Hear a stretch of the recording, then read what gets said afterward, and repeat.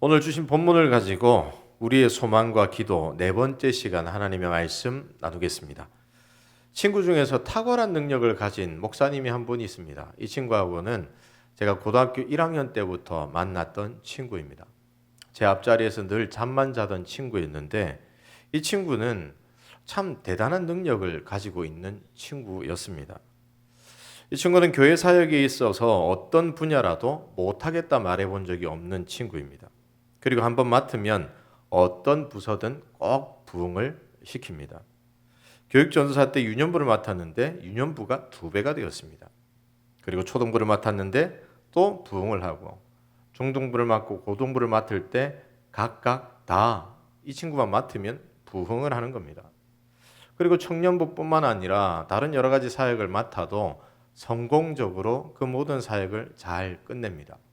그렇게 또 어떤 교회에 부목사로 부임하여서 교구와 청년부와 행정에 있어서 많은 일들을 맡았고 심지어 찬양인도까지 맡았는데 모든 일에 있어서 단 한치의 어려움 없이 또한 목사님의 불편함 없이 다 성공적으로 그 사역을 감당했던 그런 친구가 있습니다. 어떤 분야에서도 실수 한 번 없었던 친구였기에 모든 사람이 그 친구를 칭찬하고 좋아했습니다. 이 친구가 가진 능력은 다양합니다. 그 능력은 뛰어난 기억력. 참 필요한 것 같지 않습니까? 뛰어난 기억력. 사람을 한번 보면 다 아는. 우리 담임 목사님도 뛰어난 기억력을 가지고 계시고 모든 원고를 외워서 하시는데 너무나도 부럽습니다. 그런데 이런 능력이 그 친구에게 있었습니다. 뿐만 아니라 뛰어난 공감 능력이 있습니다. 또 언어 능력 또한 뛰어납니다. 제가 가지지 못한 것을 모두 가진 친구였습니다. 고등학교 1학년 때부터 대학생 때도 같은 과를 다녔고 대학원은 한 해 차이가 났지만 많은 시간을 함께 보냈는데 보면 볼수록 어떻게 하면 저런 모습이 될까? 그런데 선천적으로 타고나는 것은 어쩔 수 없는 것 같습니다. 어찌되었든 이 친구는 제가 가지지 못한 모든 것을 가지고 있기에 또한 인생의 구김살도 전혀 없기에 사람들을 두루두루 챙길 줄 알고 사랑할 줄 알고 다가갈 줄 아는 그런 친구입니다. 여러분 이런 능력이 골고루 갖추어져 있다면 사역을 하는 데 있어서 어떤 문제도 없을 것 같습니다. 여러분의 삶의 현장에서 여러분의 학교에서 여러분의 직장에서 여러분이 부러워할 만한 능력은 어떤 능력입니까? 아마도 그러한 것들이 나에게 있으면 이 어려운 학기들 다 잘 해내갈 수 있을 텐데 라고 생각하기도 하고 또한 우리가 회사에서 여러 가지 압박을 받을 때에 그런 능력이 우리 가운데 있다면 그냥 하나하나 하는 거지 라고 생각하며 일을 해내기만 하면 되니 얼마나 좋겠습니까? 오늘 말씀을 시작하면서 친구가 가진 능력을 언급했던 이유는 오늘 본문에서 우리가 소망하며 기도해야 할 것이 바로 이러한 능력이기 때문입니다. 그런데 세상의 능력이 아니라 하나님께서 우리를 그리스도인으로 살아갈 수 있도록 돕고 주시는 능력. 온전한 그리스도인으로 이 세상을 살아갈 수 있게 하시는 하나님이 우리에게 주시는 능력, 그 능력을 소망해야 하기에 오늘 이 말씀으로 시작을 합니다. 여러분 지금까지 우리가 소망하며 기도해야 할 큰 기도의 제목이 무엇인지 3가지를 함께 나눴습니다. 기억하십니까? 첫 번째 무엇입니까? 우리가 하나님 알기를 소망하며 기도해야 합니다. 두 번째 무엇이죠? 함께 읽읍시다. 시작. 우리를 향한 하나님의 기대와 소망이 무엇인지 알기를 소망하며 기도해야 합니다. 세 번째 무엇입니까?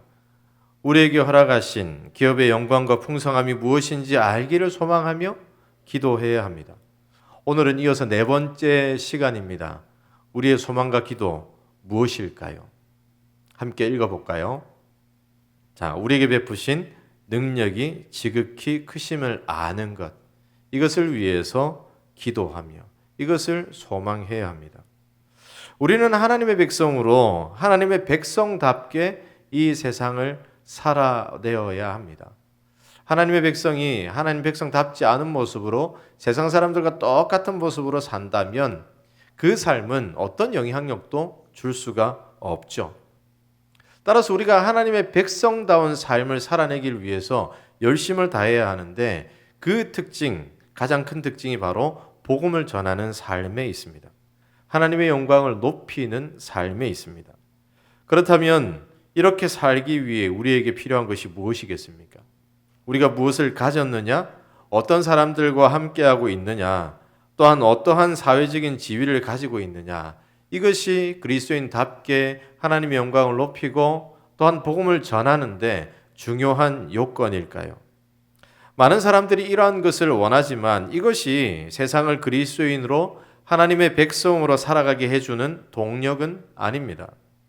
이런 것을 가졌다고 할지라도 하나님의 백성답지 않게 사는 모습들도 허다합니다.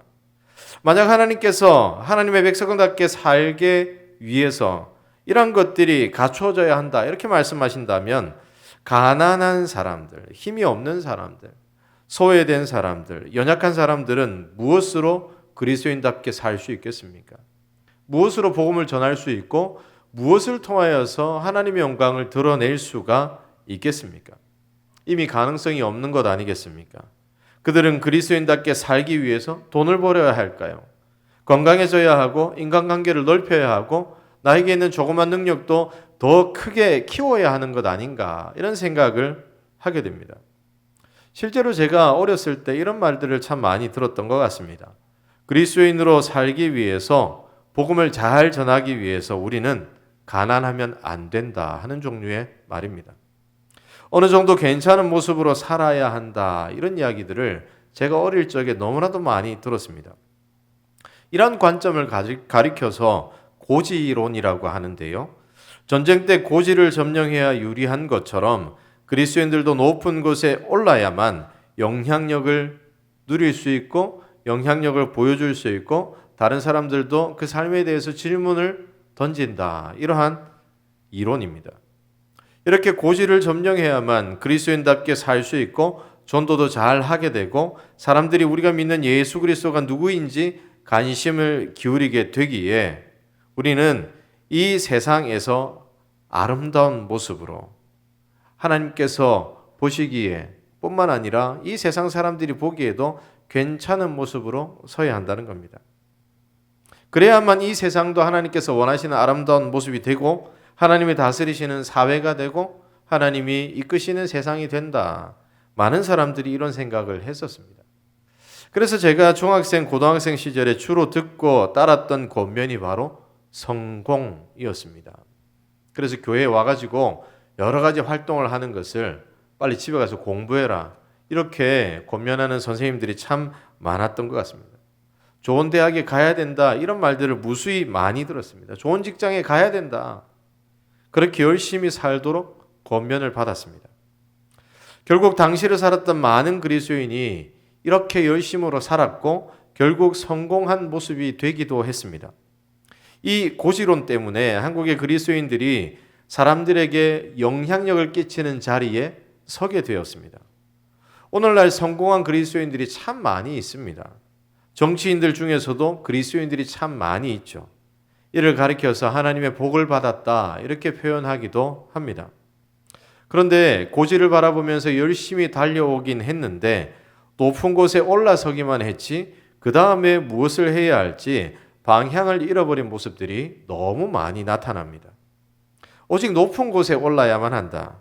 이런 목표만을 위해서 살다 보니까 이제는 무엇을 해야 할지 질문을 던져도 답을 내어놓지 못하는 상황 가운데 처해져 있습니다. 또한 그렇게 올라서기 위해서 세상의 방법을 선택했던 모습들 때문에 그리스도인다운 온전한 모습들, 특별한 모습들을 잃어버리기도 했습니다. 또한 어찌되었든 높은 곳에 올라서는 것이 하나님이 허락하신 복이라 생각하며 자신이 높은 곳에 있기 때문에 나 정도 되면 괜찮은 그리스도인 아닌가라고 자신을 표현하는 모습들도 있습니다. 여러분 오늘날 이 땅에 그리스도인들이 참 많이 있는데 그리스도인 정치인들도 많고 기업가들도 상당히 많은데 그런데 이 땅은 왜 이럴까요? 왜 우리의 정치의 현실은 서로 물고 뜯고 맛보고 즐깁니까? 이렇게 해서든 어떻게든 헐뜯어가며 넘어지기만을 기다렸다가 넘어지면 벌떼같이 달라들어가지고 어떻게든 내 것으로 만들려고 혈안이 되어 있는 것이 우리 정치의 현실이죠. 또 이 땅의 기업은 어떻습니까? 나만 이익을 보려고 하고 어떻게 해서든 내 이익을 위해서 거래하던 하청업체를 쥐어짜고 이 사회의 악한 모습으로 변해가는 것일까요? 분명 그곳에 성공한 그리스도인들이 있을 텐데 그들은 도대체 무엇하고 있는 것일까요? 그리스도인이 많고 영향력 있는 자리에 세워졌는데 왜 그들은 영향력을 끼치지 못하는가? 많은 질문들이 있습니다. 여러분, 성경적으로 고지론이 틀리지는 않았습니다. 열심으로 살게 했습니다. 그런데 강한 힘만 바라보다가 많은 것을 놓쳤습니다. 높은 곳만 바라보다가 많은 것을 놓쳐버렸습니다. 우리가 이러한 모습을 통하여서 자연스럽게 알게 되는 사실이 한 가지가 있죠. 그것은 다름 아닌 이 세상의 그리스도인으로 살고 하나님의 백성답게 살고 복음을 외치는 삶을 살아가기 위해서 우리의 힘과 능력을 키운다고 되는 것이 아니라는 겁니다. 우리의 능력을 키우고 우리의 영향력을 키우고 우리의 재력을 키우고 많은 것을 키운다 할지라도 그것만으로는 부족하다는 사실입니다. 우리가 어떠한 모습이 되어야 한다, 그래야만 한다, 꿈은 좋지만 시도는 좋지만 그래야 할 것 같다고 세상이 이야기하지만 거기에 답이 있지 않습니다. 다른 곳으로 흐를 때가 참 많이 있습니다. 우리의 의도와 달리 왜곡될 수가 있습니다. 왜일까요? 우리가 아무리 많은 것을 가졌다고 할지라도 누구나 납득할 만한 모습을 갖춘다고 할지라도 여전히 연약하고 여전히 죄에 취약할 수밖에 없는 사람이기 때문입니다. 그래서 성공했을 그때에 하나님을 향해 달려가겠다라고 외쳤던 그 고백과 그 결단은 잊어버리고 나 자신을 위해서 살아가는 모습이 많아지는 이유가 여기에 있습니다. 그렇다면 여러분, 그리스도인으로 하나님의 백성으로 영향력 있는 삶을 살고 그리스도의 복음을 전하는 삶을 살고 하나님의 영광을 높이는 삶을 살기 위해서 우리는 무엇을 찾아야 할까요? 무엇을 의지해야 할까요? 어떤 것으로 우리를 채워야 할까요? 우리는 하나님의 힘과 능력을 의지해야 합니다. 그 힘과 능력으로 살아야만 합니다. 그래야만 우리는 하나님의 백성다운 모습으로 설 수 있습니다. 그래야만 우리가 하나님께서 맡기신 복음의 그 사명을 감당할 수 있으며 하나님의 영광을 높여드릴 수 있습니다.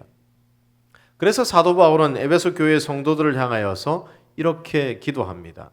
19절의 말씀입니다. 함께 이 19절에 있는 말씀을 한 목소리로 읽겠습니다. 여러분 성경 찾았죠? 아니면 띄워주세요. 19절 읽겠습니다. 시작. 그의 힘의 위력으로 역사하심을 따라 믿는 우리에게 베푸신 능력의 지극히 크심이 어떠한 것을 너희로 알게 하시기를 구하노라. 여러분, 사도 바울이 기도하는 것이 무엇입니까? 하나님의 능력이 지극히 크심을 성도들이 알게 해달라, 이렇게 기도하고 있습니다. 하나님의 능력을 성도들이 알게 되면 어떤 일이 일어날까요? 그들은 분명 하나님의 능력을 붙들고 살아가게 될 겁니다. 그 능력으로 자신의 삶을 이끌어 달라고 소망하며 기도하게 될 겁니다. 자신은 부족하지만 하나님의 능력으로 삶이 세워지고 하나님의 도우심으로 어려움 속에서 두려움 속에서 담대한 모습으로 살아갈 수가 있습니다. 그렇기에 사도 바울은 하나님의 능력이 지극히 크심을, 특별히 우리에게 베푸신 능력이 지극히 크심을, 또한 어떠한 능력이 그 가운데 있는지 알게 해달라 기도하는 겁니다. 사도 바울은 빌립보서 4장 13절에서도 이렇게 고백한 적이 있습니다. 내게 능력 주시는 자 안에서 내가 모든 것을 할 수 있느니라. 사도 바울이 이 고백을 했던 장소는 바로 감옥이었습니다.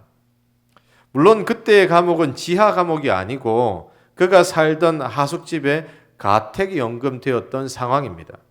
그러나 여러분, 그가 이렇게 매여 있는데 무엇을 할 수 있겠습니까? 그는 아무것도 할 수 없는 현실입니다. 그저 글을 써서 자신들이 지금까지 수고롭게 복음의 전달자로 살면서 세웠던 교회와 성도들에게 안부를 전하며 그들에게 권면하며 그들의 어려움을 글로써 달래는 일밖에 할 수 없는 상황입니다. 그에게는 어떤 자유도 없었습니다. 예전처럼 여기저기 다니지를 못합니다. 이런 그가 이렇게 고백하는 것은 그가 어떤 상황이든 그가 때로는 감옥에 갇혔고 빈궁한 형편에 처한다 할지라도 흔들리지 않고 하나님이 맡기신 모든 일을 하나님이 능력 주실 때 감당할 수 있기에 그는 이렇게 고백하는 겁니다.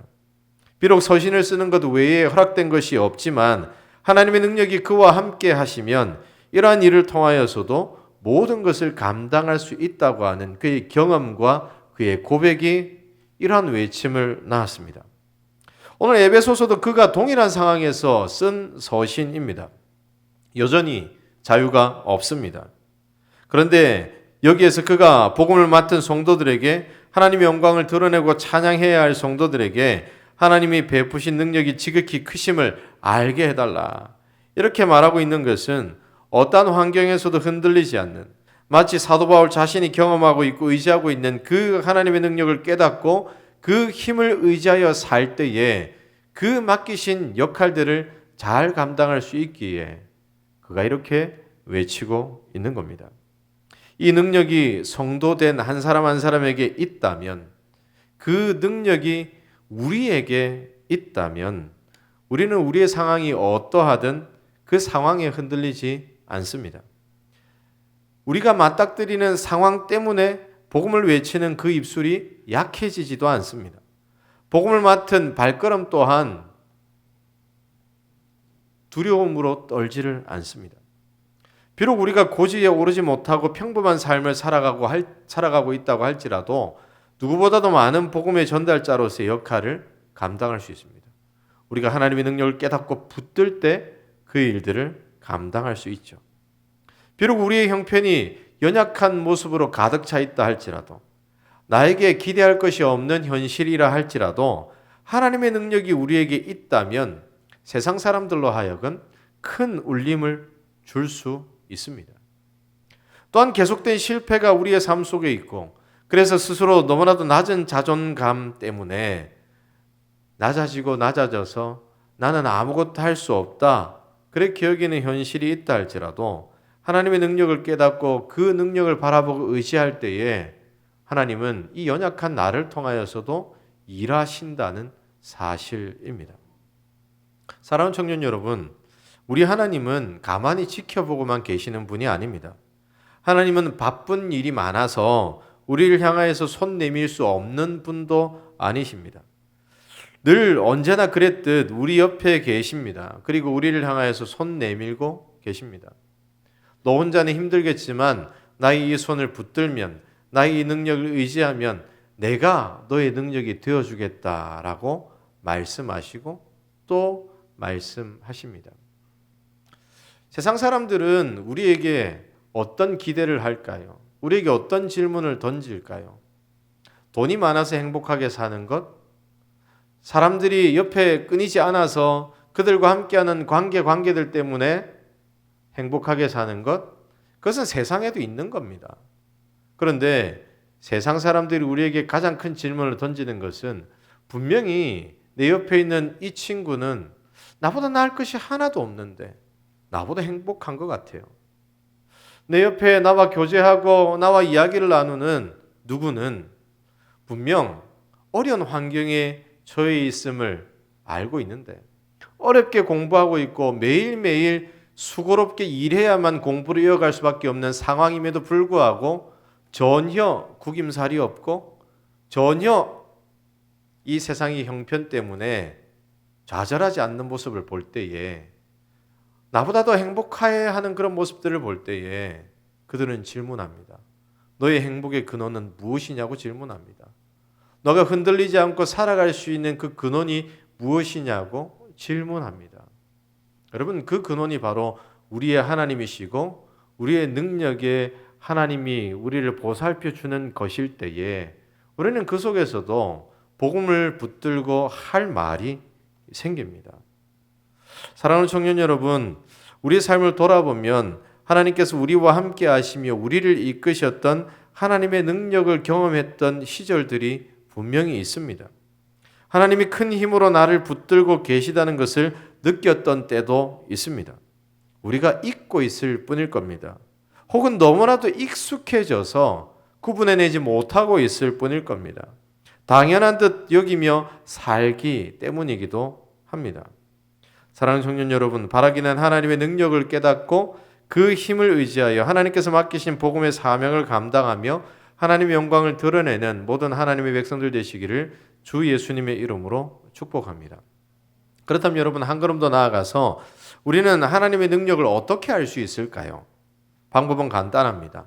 우리가 성경을 열고 읽고 묵상하면 그 속에서 하나님의 능력을 너무나도 잘 알 수 있습니다. 우리가 지난주 적용 질문에 제가 이걸 제시했습니다.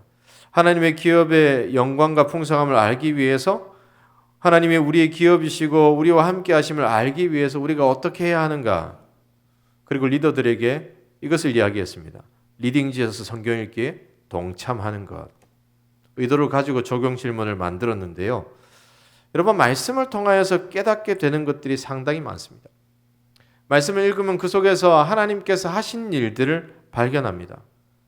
너무나도 당연하게 세상을 만드신 분이 바로 우리 하나님이시죠. 또한 세상에 가득한 죄악을 심판하시는 분이 하나님이시고 여전히 이 세상을 다스리시는 분이 하나님이십니다.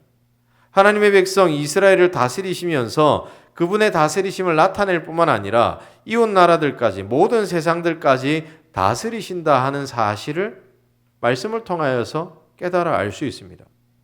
그런데 오늘 본문을 보면 20절에 그 힘이 어떻게 역사하는지 발견할 수 있는 대목을 보여주고 있는데요. 20절을 보면 이렇게 말씀하고 있는 장면이 있습니다. 함께 20절 읽겠습니다. 시작. 그의 능력이 그리스도 안에서 역사하사 죽은 자들 가운데서 다시 살리시고 하늘에서 자기의 오른편에 앉히사. 특별히 여기에서 그의 능력이 그리스도 안에서 역사하사라고 하는 대목에 집중할 필요가 있습니다. 여러분, 우리는 하나님의 힘과 능력을 예수님을 통하여서 알 수 있습니다. 예수님이 하신 일들, 예수님의 사역들, 그리고 예수님을 통하여서 이루어진 일들을 보면 그 안에 역사하신 하나님의 능력을 발견하죠. 특별히 예수님께서 이 땅에 사역하시면서 사람으로서는 나타낼 수 없는 하나님의 능력을 나타내었습니다. 어떤 것들이었습니까? 귀신을 쫓아내기도 했고 병자들을 낫게 했습니다. 못 걷는 사람을 걷게 하고, 눈 어두워 보지 못하는 사람을 보게 하고, 말을 하지 못하는 사람을 말하게 하는 능력이 하나님께서 예수님을 통하여서 보여주셨던 그분의 능력이었습니다. 심지어 아주 오랜 시간 동안 몸을 쓰지 못할 만큼 모든 부분이 마비가 되어 있던 그 사람들 또한 하나님께서 예수님을 통하여서 낫게 하셨습니다. 심지어 제자들에게는 광풍으로 배가 뒤집히게 되었을 때 바람과 바다를 잔잔하게 하시는 일들을 보여주었고, 심지어 바다를 걷기도 했습니다. 그런데 하나님의 능력이 예수님 안에서 역사하셨던 가장 큰 지점은 바로 십자가에서 죽으시고 다시 사신 그 장면입니다. 오늘 우리가 본문을 읽었지만 20절부터 22절까지의 말씀을 다시 한번 한 목소리로 읽기를 원합니다. 20절, 21절, 22절 함께 읽겠습니다. 시작. 그의 능력이 그리스도 안에서 역사하사 죽은 자들 가운데서 다시 살리시고 하늘에서 자기 오른편에 앉히사 모든 통치와 권세와 능력과 주권이 이 세상뿐 아니라 오는 세상에 일컫는 모든 이름 위에 뛰어나게 하시고 또 만물을 그의 발 아래 복종하게 하시고 그를 만물 위에 교회의 머리로 삼으셨느니라. 아멘. 하나님께서 예수님을 통하여서 하셨던 일들 중에서 가장 큰 일을 꼽으라 말한다면 예수님께서 십자가에 달리신 이후에 일어났던 일들입니다. 하나님은 예수님을 십자가의 제물로 이 땅에 보내셨습니다. 그런데 더욱 큰 계획은 십자가에서 모든 죄를 대신 짊어지고 사람들 대신 다 짊어지고 그 죄의 깊은 책임까지 다 담당하게 하신 후에 죽음을 이기고 부활하게 하시는 것, 이것이 바로 하나님의 목적이었습니다. 이 부활은 하나님만 하실 수 있는 능력입니다. 여러분, 사람이 다시 사는 것 어떻게 생각합니까? 구약시대에도 다 사람이 소생하는 기적은 있었습니다. 엘리야를 통하여서, 엘리사를 통하여서 또한 엘리사의 무덤에 누군가가 사람을 던져 넣었는데 분명 죽은 사람인데 엘리사의 뼈에 닿고 다시 소생했던 사람도 있었습니다. 또한 예수님이 사역할 때 나사로라고 하는 그 청년도 예수님께서 다시 살리신 일이 있었습니다. 그런데 하나님께서 예수님을 다시 살리신 일과 이렇게 구약과 신약에서 다시 산 그 일은 분명한 차이가 있습니다. 어떤 차이가 있죠? 예수님은 다시 사신 이후로 하늘에 오르셔서 하나님 우편에 앉으시고 영원토록 이 세상을 통치하십니다. 그런데 사람이 다시 산 건 어떻게 됩니까? 다시 죽습니다. 사람은요, 어떻게 해서 다시 살게 되었든 그는 또 수명이 다하여 죽게 되는 날이 오게 됩니다. 그런데 하나님께서 예수님을 살리신 것은 그저 한 번 살리신 게 아니에요. 모든 죄악의 권세, 사망의 권세, 마귀가 틀어지고 있던 죽음의 권세를 모두 이기고 그들을 향하여서 승리하신 사건이 바로 예수님이 다시 살게 된 그 사건입니다. 그래서 하나님은 예수님을 다시 살리셨을 뿐만 아니라 하늘에 올리시고 하나님 우편에서 통치와 권세와 주권을 가지고 이 세상을 다스리게 하십니다. 모든 만물을 예수님의 발 아래 놓으셨습니다. 여러분, 이 말씀은 모든 죄를 짊어지고 모든 사람들에게 손가락질을 받으며 죽으신 예수님을 향한 하나님의 일하심을 보여주고 있습니다. 그때에는 아무도 예수님을 거들떠 보지 않았습니다. 예수님이 죽을 자리에 나아갈 때 아무도 예수님을 주목하지 않았습니다. 모든 사람들이 예수님의 죽음이 당연하다고 생각했습니다. 그 속에서 예수님은 쓸쓸히 그리고 고통스럽게 아무런 소망 없이 철저하게 외면받고 버림을 받았습니다. 이렇게 죽으셨던 예수님을 하나님이 다시 살리시고 다시 하늘의 권세를 주시고 모든 자리를 회복시켜 주셨습니다. 여러분, 사도 바울이 하나님의 그 큰 능력과 그 큰 힘을 이야기하면서 예수 그리스도의 죽으심과 부활을 이야기하는 이유가 뭘까요? 이 세상 그 어느 사람도 예수님처럼 낮아졌던 사람이 없기 때문입니다. 우리가 죄인이긴 하지만 예수님이 서신 죄의 자리까지 낮아지지는 않았습니다. 우리는 각각 자신의 죄를 담당할 뿐입니다. 그런데 예수님은 다른 사람들의 죄를 짊어지셨습니다. 그것도 모든 인류의 죄를 다 짊어지셨습니다. 따라서 그 낮아짐과 그 당하신 아픔과 심판은 우리가 상상할 수 없을 정도로 낮아지고 또 낮아진 겁니다. 그렇게 낮아질 대로 낮아지고 아무도 거들떠 보지 않는 깊은 아픔 가운데 내려가셨던 예수님을 다시 일으키신 분이 하나님이시기에 그 낮고 천한 모양까지 내려가셨던 분을 다시 일으키시고 하늘 보좌에 앉히시고 세상을 통치하는 자리까지 회복시키신 분이 바로 하나님이시기에 그 하나님의 능력을 아주 극단적으로 표현하기 위해서 예수님의 죽으심과 부활을 말하고 있는 겁니다. 사랑하는 청년 여러분, 우리 하나님은 어떤 하나님이십니까? 우리 하나님이 가진 능력은 어떻습니까? 우리가 생각하는 작은 능력이 아닙니다. 우리 하나님은 이 세상 어디에서도 찾아볼 수 없이 깊은 절망 가운데, 깊은 수렁 가운데 내려가셨던 예수님을 다시 살리시고 다시 하나님 우편 보좌에 앉히시며 모든 권세와 능력과 주권을 다시 허락하신 분이십니다. 이러한 일하심의 능력으로 우리를 도우시고 우리를 향해 귀 기울이시고 이런 능력으로 우리의 삶을 이끄시는 분이 바로 하나님이십니다. 우리는 이 하나님을 아버지라고 고백하죠. 따라서 우리는 하나님의 도우심을 바라보고 하나님의 능력이 우리와 함께 하심을 믿고 붙들며 살아갈 수 있어야 합니다. 어떻게 해요? 우리의 아버지 되신 하나님께 모든 것을 맡기고 기도할 수 있어야 합니다. 그 능력이 하나님이 우리의 아버지이신데 어떻게 기도하지 않을 수 있겠습니까? 기도라고 하면 많은 사람들이 어떻게 해야 하나? 어떤 형식이 있어야 하나? 어떤 절차를 따라야 하나? 고민하죠. 그러나 여러분, 여러분의 부모님께, 여러분의 아버지께 여러분의 어머니께 어떻게 합니까? 아버지, 저에게 용돈이 필요합니다. 지금까지 감사 먼저 해야 되죠? 지금까지 감사한 것이 참 많고요.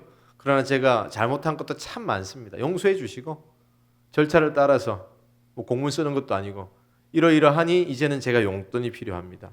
좀 주시지요. 여러분 이렇게 하는 분이 계신가요? 제 딸은 그렇게 안 합니다. 아빠, 이건 다 되는 거예요. 아빠 나 뭐 필요해. 아니 뭘 허락해줘. 친근하면 친근할수록 그 관계는 자기에게 필요한 모든 것을 가감없이 이야기할 수 있습니다. 우리가 사도신경의 첫 대목에서 하나님을 이렇게 고백하지요. 전능하사 천지를 만드신 하나님 아버지를 내가 믿사옵니다. 우리는 아버지를 믿잖아요. 또한 주기도문 첫 대목에서도 이렇게 우리는 기도합니다. 하늘에 계신 우리 아버지여. 그런데 우리의 기도의 현실은 어떻습니까? 절차를 따라야 할 것 같고 이거 기도해도 되나? 라고 고민하는 현실이 우리 가운데 있기도 합니다. 우리가 아버지 되신 하나님을 기도를 통하여서 만난다고 한다면 그 기도는 그저 종교적인 행동이 아닙니다. 하나님 앞에 더욱더 가까이 나아가서 하나님과 교제하면서 하나님께서 허락하시는 은혜를 받아 누리는 것, 그것이 바로 기도이죠. 우리가 누군가를 의지하며 그 의지하는 사람들에게 나의 마음을 터놓고 얘기하는 것, 그것을 하나님 아버지께 하는 겁니다. 그렇게 우리의 심령을 내어놓고 우리가 필요한 것도 내어놓고 하나님께 나아갈 때 그 시간을 통하여서 우리는 하나님과 더욱더 가까워지고 하나님의 능력을 더 깊이 경험하게 됩니다. 우리가 기도하며 나아가는 시간들이 짙어질 때마다 그 교제 속에서 든든한 우리의 힘과 능력이 계시다 하는 것을 깨달아 알게 되고 그 능력으로 살아가게 됩니다. 따라서 우리는 이러한 기도를 놓쳐서는 안 됩니다. 예수님께서 이 땅에 오셔서 여러 가지 사역을 감당하실 때에도 가장 먼저 하셨던 것이 바로 기도였습니다. 제자들을 부르시기 전에도 기도하셨고 여러 병자들, 연약한 자들을 온전케 하실 때에도 먼저 기도하셨습니다. 모든 사역을 마무리하고 예수님은 기도의 자리에 나가셨습니다. 사실 예수님은 기도할 필요가 없는 분이시지요. 왜지요? 삼위일체 하나님 중에서 2위인 성자 예수님이기 때문입니다. 그런데 예수님께서는 기도하며 늘 어려움의 형편에 처해져 있는 사람들을 고치기 전에도 기도하며 하나님 앞에 가까이 가셨고 하나님과의 교제 속에서 하나님의 뜻을 계속해서 알고 그 능력을 의지하며 기도하고 사역을 이어갔습니다. 사랑하는 청년 여러분, 우리도 이렇게 기도해야 할 줄로 믿습니다. 기도할 때에 하나님의 능력을 경험할 수 있습니다. 기도할 때 우리의 연약함을 채울 수 있습니다. 우리 교회는 현재 금요 하늘문 기도회를 계속해서 강조하고 있습니다. 아마 다음 주에 서약서가 배포될 겁니다. 300명 기도의 용사 작정 주일이 다음 주일이고요. 그리고 서약서에 나는 금요 하늘문 기도회에 참석해서 이러한 기도의 제목 가지고 기도하겠습니다라고 하는 서약하는 이 서약 카드가 다 나올 거예요. 아마 여기에 이걸 적어야 돼 말아야 돼 그렇게 고민하는 지체들도 생길 거지만 그럼에도 불구하고 여러분들에게 도전하는 것은 그 시간을 통하여서 하나님께 한 걸음 더 나아가고 하나님의 능력을 경험하는 시간으로 삼기를 소원합니다. 여러분 우리가 기도를 배우고 기도를 훈련하고 기도의 능력을 경험하는 시간이 내가 가진 개인적인 기도의 시간이어도 되지만 함께 합심하여서 기도하는 기도의 시간이 될 때 우린 더 많은 것을 경험하게 되지요. 함께 공동의 기도의 제목 가지고 기도할 때 교회를 향한 사랑이 더욱더 커져갈 수 있습니다. 특별히 요즘에 수련회를 위해서 에바다와 다윗이 각각 기도하고 있는 줄로 압니다. 여러분 그 기도의 자리를 통하여서 우리가 깨달아 아는 것은 우리의 능력으로 부족하기 때문에 하나님의 능력을 구하는 것이고 우리의 힘과 준비만으로 부족하기 때문에 하나님의 능력을 구하는 것이고 나 혼자 안 되기 때문에 합심하여서 기도하는 것 아니겠습니까? 바라기는 그러한 하나님의 능력을 경험하기 위해서 늘 기도의 자리를 사모하고 또한 매일 하나님 앞에 기도하는 사람으로 서기를 주 예수님의 이름으로 축복합니다. 그때에 하나님의 능력을 더 깊이 경험하고 그 능력으로 하나님께서 맡기신 복음의 사명을 감당할 뿐만 아니라 그 능력으로 하나님의 영광을 드러내는 한 사람 한 사람 하나님의 백성들이 될 줄로 믿습니다.